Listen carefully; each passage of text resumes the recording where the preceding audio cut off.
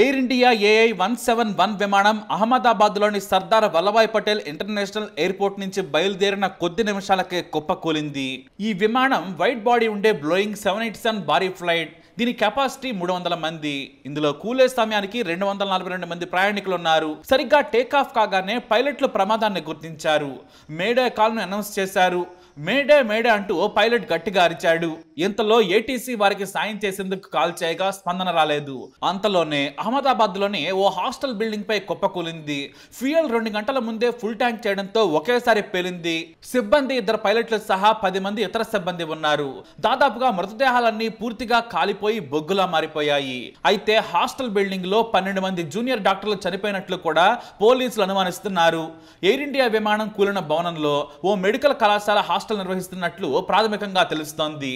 అందులో ఉన్న కొందరు విద్యార్థులు ప్రాణాలు కోల్పోయినట్లు సమాచారం. అహ్మదాబాద్ నుంచి లండన్ వెళ్తూ ఉండడంతో ఫ్యూయల్ ఫుల్గా ఉంది. అందుకే ప్రమాద తీవ్రత పెరిగిందని పోలీసులు చెబుతున్నారు. దట్టమైన పొగలతో ఒకేసారి పేలిపోయింది. సరిగ్గా విమానం పేలడానికి ముందు కేవలం ఏటీసీ ప్రకారం 625 అడుగుల ఎత్తులోనే ఉంది. పైలట్లు మేడే అని ప్రకటించగానే సిగ్నల్ కోల్పోయింది. ఆ తర్వాత మధ్యాహ్నం 1:35 పూర్తిగా కిందకు దిగిపోయింది. చెట్టును ఢీకొట్టి బీజే మెడికల్ హాస్టల్ బిల్డింగ్ పై కుప్పకూలింది. ఇందులోని ప్రయాణికులు సిబ్బంది ఎవరూ బ్రతకలేదు. వేగంగా ఫైర్ ఇంజిన్లను వచ్చినా కూడా ఎవరిని కాపాడే అవకాశం లేకుండా పోయింది. ఇదే ప్రమాదం గుజరాత్ మాజీ సీఎం విజయ్ రూపానీ కూడా ఉన్నారు. ఈయన తన కూతురును చూసేందుకు లండన్ వెళ్తున్నారు. మొదట ఇది ఫేక్ వార్త అని ప్రచారం జరిగినా కూడా ఆయన ఉన్నట్లు ప్యాసింజర్ జాబితా చూసి నిర్ధారించారు అధికారులు. ఇక అహ్మదాబాద్ సిపి జ్ఞానేంద్ర కూడా ఎవరో బ్రతికే ఛాన్స్ లేదని ప్రకటించారు. ఈ ప్రమాదంపై ప్రధాని నరేంద్ర మోడీ, రాష్ట్రపతి తీవ్ర దిగ్భ్రాంతి వ్యక్తం చేశారు. మరోవైపు 53 మంది బ్రిటన్ పౌరులు ఈ ప్రమాదంలో మృతి చెందారు. ఇది తెలిసిన బ్రిటన్ ప్రధాని తీవ్ర దిగ్భ్రాంతి వ్యక్తం చేశారు. అయితే ఎయిర్ ఇండియా మన దేశ పరువును అంతర్జాతీయంగా తీసిందని చెప్పొచ్చు. చిన్న చిన్న దేశాలు కూడా ప్రమాదాలు లేకుండా విమానాలు నడుపుతున్నాయి. ఆర్థికంగా ఇంత బలవంతమైన పెద్ద దేశంలో ఇలాంటి విమాన ప్రమాదం జరగడం నిర్లక్ష్యానికి పరాకాష్ట. సుదూర ప్రయాణం చేసే విమానాలకు వందల రకాల పరీక్షలు చేసిన తర్వాతే ఇంజనీర్లు టేకాఫ్ కు ఫిట్ గా ఉందని అనుమతిస్తారు. కానీ ఈ డ్రీమ్ లైనర్ ప్రయాణానికి ఫిట్ గా ఉందని ప్రకటించారు. ఎయిర్ ఇండియా చీఫ్ చంద్రశేఖర్ ఈ ఘటనపై దిగ్భ్రాంతి వ్యక్తం చేశారు. కానీ ఇదే విమానంలో గతంలో పొగలొచ్చాయని జాతీయ మీడియాలో వార్తలు వచ్చాయి. డిసెంబర్లో, జనవరిలో 2 సార్లు సాంకేతిక లోపాలు వచ్చాయి. ఈ విమానాన్ని ఓసారి పైలట్ టేకాఫ్ చేసేందుకు కూడా ముందుకు రాలేదనే వార్తలు కూడా ఉన్నాయి. మెయింటెనెన్స్ సరిగ్గా చేయడం లేదనేది ప్రాథమికంగా తేలిపోయింది. గతంలో షార్జాలో కూడా ఇలాంటి సాంకేతిక సమస్యలు రావడంతో చాలా ఆలస్యంగా బయలుదేరింది. అయినా కూడా అదే విమానాన్ని నడిపి ఇలా ప్రయాణికుల ప్రాణాలను కూడా పడంగా పెట్టి మరి ఎయిర్ ఇండియా మన దేశ పరువును తీసింది. గతంలో ప్రభుత్వ పరిధిలో ఉన్నప్పుడు చాలా జాగ్రత్తగా నడిపింది. కానీ ప్రైవేట్ పరం చేసిన తర్వాత కూడా ఇలా నిర్లక్ష్యంగా విమానం నడపడం ద్వారా మన దేశం పరువు గంగలో కలిసిందని చెప్పొచ్చు. ఎందుకంటే మరోసారి మన విమానాలు ఎక్కాలంటే విదేశీయులు ఆలోచించాల్సిన పరిస్థితి ఏర్పడుతుంది. వీటికి రేటింగ్ కూడా దారుణంగా పడిపోతుందని చెప్పొచ్చు. ఇప్పటి వరకు ఇండియన్ ఎయిర్లైన్స్ అంటే భద్రతకు మారుపేరనే పేరుండేది. కానీ ఈ ప్రమాదంతో డొల్లతనం బయటపడింది. ఒకే ప్రమాదంతో మొత్తం పరువు పోతుందా అంటే ఖచ్చితంగా పోతుంది. ఎందుకంటే ఆకాశంలో ఉన్నప్పుడు ఏదైనా సాంకేతిక సమస్యలు తలెత్తితే ఏదైనా అనుకోని సమస్య అనుకోవచ్చు. కానీ టేకాఫ్ అయిన కొద్ది నిమిషాలకే కూలిపోవడం అంటే సంస్థ తప్పే. ఎంతమంది ప్రాణాలు పోయినందుకు మరి చంద్రశేఖర్ ను జైల్లో పెడతారా అనేది ఇప్పుడు ప్రభుత్వం సీరియస్ గా నిర్ణయం తీసుకోవాలి. గతంలో 2 సార్లు ఇదే విమానంలో టెక్నికల్ స్నాగ్ వచ్చినప్పుడే దాన్ని పక్కన పెట్టాలని డీజీసీఏ సూచించింది. కానీ డీజీసీఏ మాటలను ఎయిర్ ఇండియా పట్టించుకోలేదు. మన దేశంలో బాధ్యతారాహిత్యం రోజు రోజుకి పెరుగుతోంది. కేంద్ర ప్రభుత్వం ఉదాసీనత, అవినీతి చర్యల కారణంగా దేశం రోజు రోజుకి దిగజారుతోందనడంలో సందేహం లేదు. ఇవాళ ఓపెన్ చేసిన రైల్వే స్టేషన్లు వానపడగానే కూలుతున్నాయి. రైళ్లలో జనం చేస్తున్నారు. విమానాల్లో కూడా చివరకు ప్రయాణికులు మరణిస్తున్నారంటే మన ప్రభుత్వం ఎంత ఉదాసీనతతో ఉందో మనం అర్థం చేసుకోవచ్చు. ఏదేమైనా ఎయిర్ ఇండియా, డీజీసీఏ కేంద్రం చేసిన తప్పుకు 242 కుటుంబాల్లో విషాదం నెలకొంది. మన దేశ పరువు కూడా అంతర్జాతీయంగా పోయింది.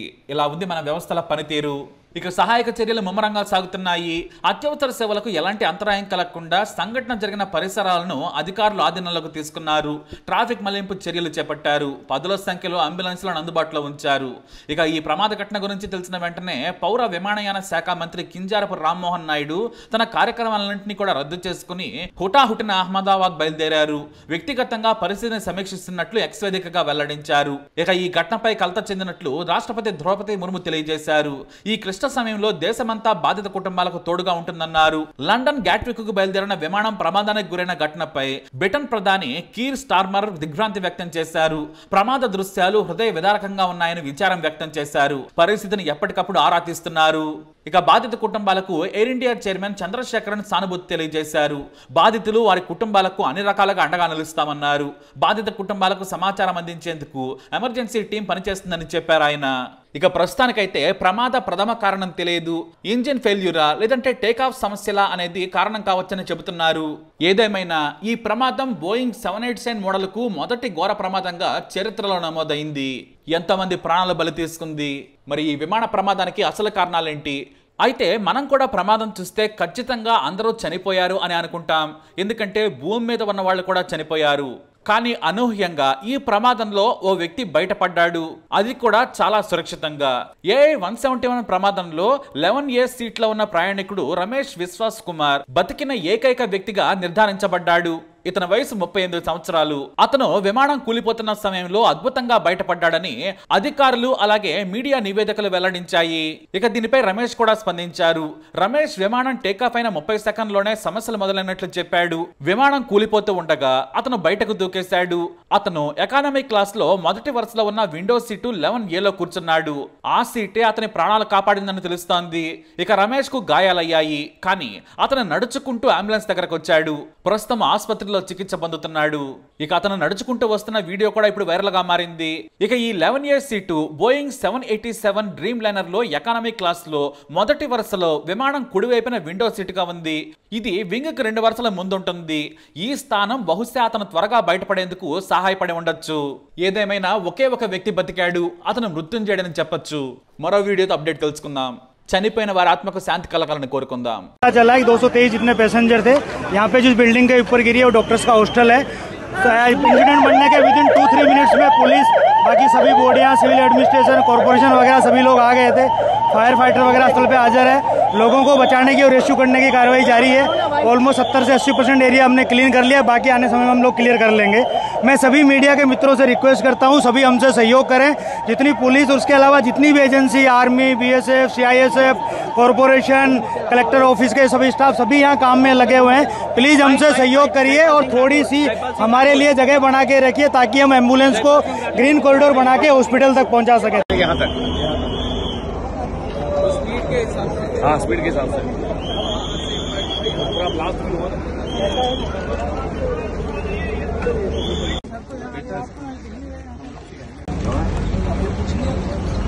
सारे आलों में तो बहुत बड़े बैठे उधर ही है एयरपोर्ट पे यहाँ यानी उधर जाएंगे. हाँ वो लेने जाएंगे उसके साथ.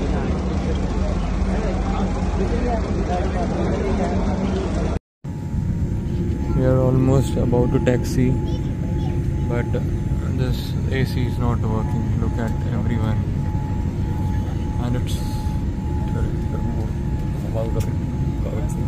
so many people. They are using these magazines. AC is not working.